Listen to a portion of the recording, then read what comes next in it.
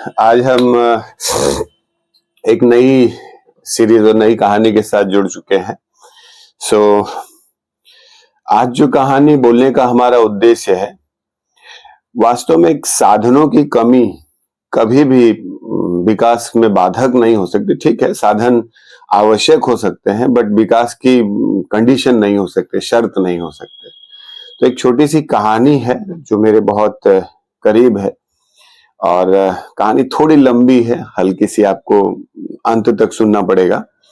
तो आप इसको कोशिश करिएगा कि लास्ट तक सुने, थोड़ा आगे मत बढ़ा दीजिएगा क्योंकि कहानी मीनिंगलेस हो जाएगी। तो कहानी थोड़ी लंबी है, बट सुनिएगा जरूर। एक बार एक लड़का है जिसका नाम अंबैटू, साउथ इंडियन स्टोरी है, साउथ इंडिया की कहानी है। एक लड़का है जिसका नाम अंबैटू है, और वो अंबैटू बहुत ही गरीब परिवार में रहता है। घर के नाम पर उसके पिता, माता और वो 2 लोग, 3 लोग की फैमिली है। और किसी तरह वो पढ़ना चाहता है। पिताजी जो है शराब की लत से परेशान है या उसमें धुत हैं, और बच्चे की पढ़ाई लिखाई, शिक्षा व्यवस्था पूरी तरह बाधित है उनके इन कारणों से। तो यही, और माता किसी तरह स्ट्रगल कर रही होती घर चलाने को लेकर के। तो ये लगभग बैकग्राउंड है इस बात का। तो एक दिन जो है कमरे में, रात को, एक छोटा सा कमरा है जिसके पड़ोस में किचन है, जिसमें माँ खाना बना रही होती है, और अंबैटू उसमें बैठ करके लालटेन के माध्यम से बैठ करके पढ़ रहा होता है। उसी समय अचानक खट से दरवाजा खुलता है। पिताजी नशे की हालत में धुत हो करके वो कमरे के अंदर प्रवेश करते हैं, और अंबैटू पढ़ रहा होता है। वो एक नजर अंबैटू को देखते हैं। देखने के पश्चात उनके हाथ में एक शराब की बोतल होती है। वो खाली करके उसे जमीन पे गिरा देते हैं, और फिर कुछ उसके पश्चात वो सो जाते हैं। अंबैटू पढ़ रहा होता है, देख रहा होता है, और घर में आर्थिक स्थिति ठीक नहीं, लेकिन पिता की इस आदत ने चीजों को और खराब कर दिया। अंबैटू क्या करता है कि अपने पिता की कई सारी शराब की बोतलों को एक साथ रात को इकट्ठा करके रख देता है। जितनी शराब की बोतलें उनकी होती हैं, उन सारों को इकट्ठा करके घर के कॉर्नर में रख देता है। उसके बाद सुबह होती है, और सुबह उठ करके भोर में ही, वो सुबह 6 बजे से पहले, वो उन सारी बोतलों को उठाता है, और शराब की बोतलों को उठा कर ले जाकर के कबाड़ी की दुकान में देता है। चूंकि बोतलों की संख्या ज्यादा होती है, इसलिए उसे 5 रुपए उस बोतल के रिस्पेक्ट में मिलते हैं। मतलब बेचने के बाद उसे 5 रुपए उस बोतल की कीमत मिलते हैं। वो तुरंत उस 5 रुपए को लेकर के एक साइकिल की दुकान पे जाता है, और कई जगहों पे साइकिल किराए पे मिलती है। जैसे आप चाहते हैं कि अगर आपको साइकिल किराए पे चाहिए तो आप ले सकते हैं, घंटे 2 घंटे के लिए आप साइकिल किराए पे ले सकते हैं। तो अंबैटू भी जाता है साइकिल की दुकान पर। जाने के पश्चात वो 5 रुपए दे करके साइकिल किराए पे लेता है 1.5 घंटे के आसपास के लिए, और वो साइकिल उठा करके भाग करके जाता है एक डेयरी डिस्ट्रीब्यूटर के पास। डेयरी डिस्ट्रीब्यूटर का मतलब, आप ऐसी कल्पना कर सकते हैं कि एक आदमी स्ट्रीट पर है, उसने अपनी डेयरी प्रोडक्ट्स रखे हुए हैं, और दूध के पैकेट वगैरह, बटर, मिल्क, ब्रेड, ये सब का डिस्ट्रीब्यूशन वो करवाता है। तो वो अंबैटू भी अपना साइकिल लेकर के उस डिस्ट्रीब्यूटर के पास जाता है, और मिल्क डिस्ट्रीब्यूशन के लिए प्रोडक्ट लेता है। मतलब दूध के पैकेट वो अपने साइकिल में बांधता है, और बांध करके वो निर्धारित जगह होते हैं, उन्हें जाकर के वहां डिस्ट्रीब्यूट करता है, बांटता है, बांट करके चला आता है। बांटने के बाद वो जब वापस आता है दूध को बांटने के पश्चात, दूध जो विक्रेता है वो उसे 20 रुपए देता है, और साथ में दूध का एक फटा हुआ पैकेट।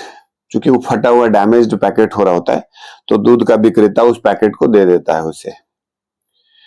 अब दूध का विक्रेता जब उस पैकेट को दे रहा होता है तो अंबाइटू को लगता है और क्या जाने क्या सोचता है, और अचानक 10 रुपए और देता है, कहता है एक पैकेट मुझे और दे दो, और दूध का पैकेट फटा हुआ वो और 10 रुपए वो लेकर के, मतलब एक दूध का पैकेट, एक फटा हुआ पैकेट और 10 रुपए लेकर के वो चाय की दुकान पे चला जाता है।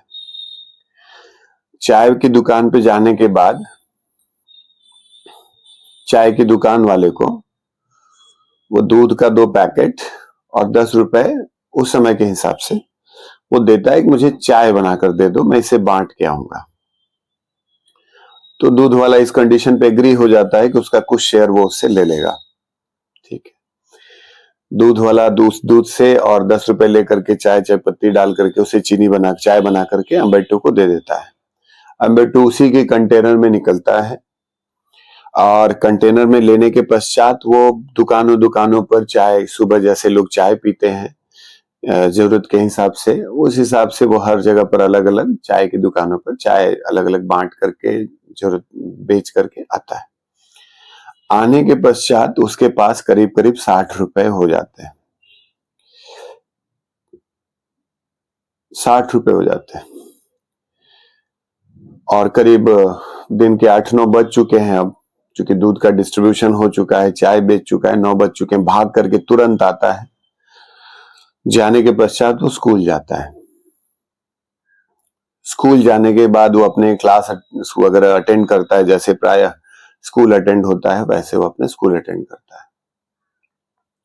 तब तक उसको एक प्रक्रिया में स्कूल के हेडमास्टर चूंकि उसको पहचानते हैं, प्राइमरी गवर्नमेंट स्कूल होता है, तो कभी कभी क्या होता है कि लीडिंग स्टूडेंट्स को कभी कभी कुछ सामान वगैरह लाने के लिए दे दिया जाता है। तो वहां के हेडमास्टर जो है, फटे हुए दीवार पर एक मैप लगी होती है और वो मैप फटी हुई होती है, उस पर इशारा करते हुए कहते हैं कि अंबेटू हो सके तो एक मैप लेते आना। अंबेटू सुन लेता है और इस बात को ध्यान में रख लेता है। उसके पश्चात अंबेटू घर पर वापस आता है। आने के बाद वो शाम को फिर जाता है और इवनिंग न्यूज डिस्ट्रीब्यूशंस होते हैं, संभवतः आपको याद हो, पता हो, तो वो कुछ रुपए दे करके, जो रुपए उसने सुबह 60 रुपए के आसपास कमाए हैं उसका कुछ रुपया दे करके वो न्यूज डिस्ट्रीब्यूशंस के लिए न्यूज़पेपर खरीदता है। न्यूज डिस्ट्रीब्यूटर से खरीदने के पश्चात वो न्यूज डिस्ट्रीब्यूशन जाकर के इवनिंग में न्यूज डिस्ट्रीब्यूशन भाग भाग के दुकानों पर अलग अलग जगह पर न्यूज का डिस्ट्रीब्यूशन करता है। करते करते करते जब शाम को जब वो न्यूज़पेपर का सारा प्रोडक्ट सेल करके चलता है तो करीब करीब उसके पास 110 रुपए हो चुके होते हैं।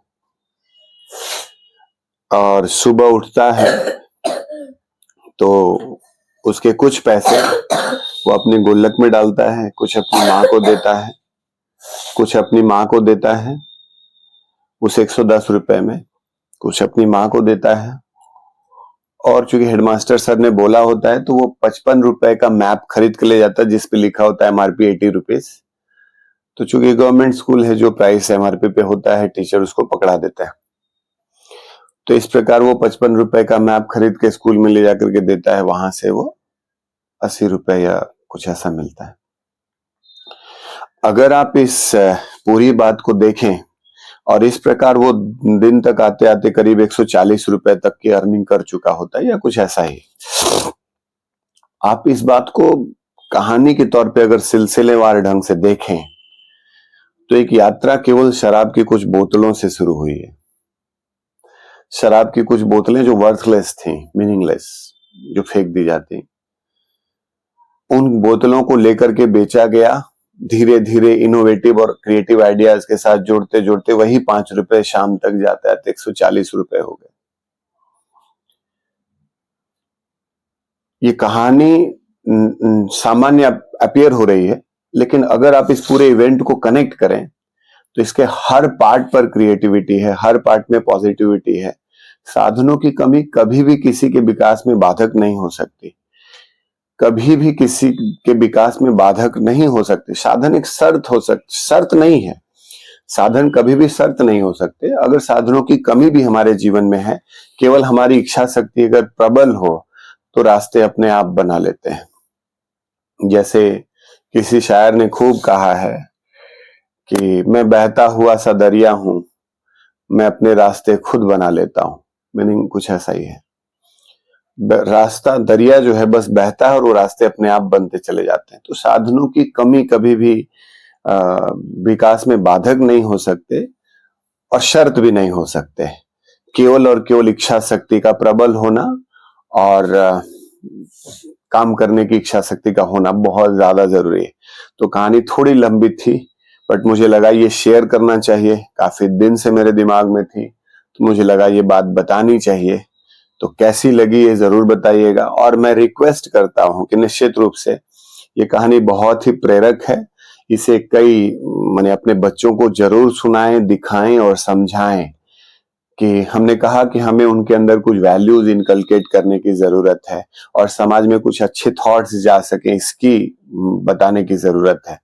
तो जरूर उनको करें और हो सके तो शेयर करें, लाइक करें, सब्सक्राइब करें, ज्यादा से ज्यादा शेयर करें जिससे कि अच्छी बात और कई लोगों तक पहुंच सके। बहुत बहुत धन्यवाद, आप सभी लोगों का शुक्रिया।